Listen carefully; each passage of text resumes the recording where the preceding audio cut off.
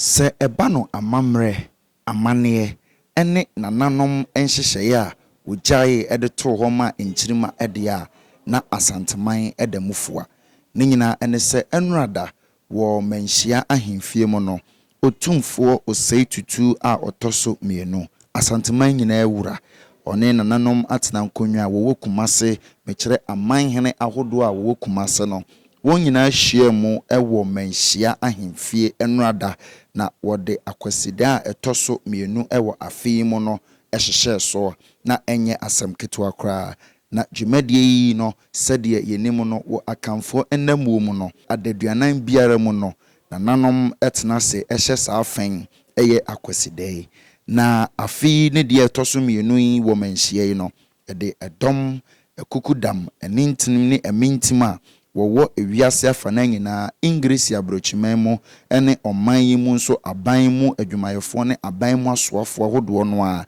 asofo ene nsamtwerefo ene Ghanafo nyina ebehia ya wone wopemso His Royal Majesty otumfo Osei tutu a otoso mienu ehye saafen na eye krabehwe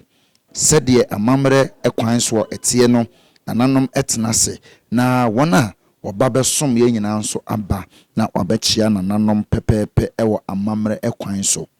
na enikasam a ewom ene se afidie ene opemso na fishiada wodie obetena benwa so no mfie aduonu enum enie ena nana edie na saa Akwasidae toso mienu wa afie mu no ene sa adwumadi abehia na sede ohene ede nani suade hunu atodwa ede akire Ghanafo no wiase amansan nyina se wohia English abrochire sika no eye million edu mekire $10 million a wode bua na Konfanochi Teaching Hospital a ewo Kumasi no yahwe na yede aye emu ensiesie na eno ena enura wo nhyiemu ana afahye yi ase no mpanyimfo ahodo asofo ahodo wona wo free amanone ebaaye no obia abekire na niso ede akire yenwura na afei wakeka won sase ede sika putuo pa enso aba abeboa se yemfa ensiesie ayaresabie na emfa ne tuma pa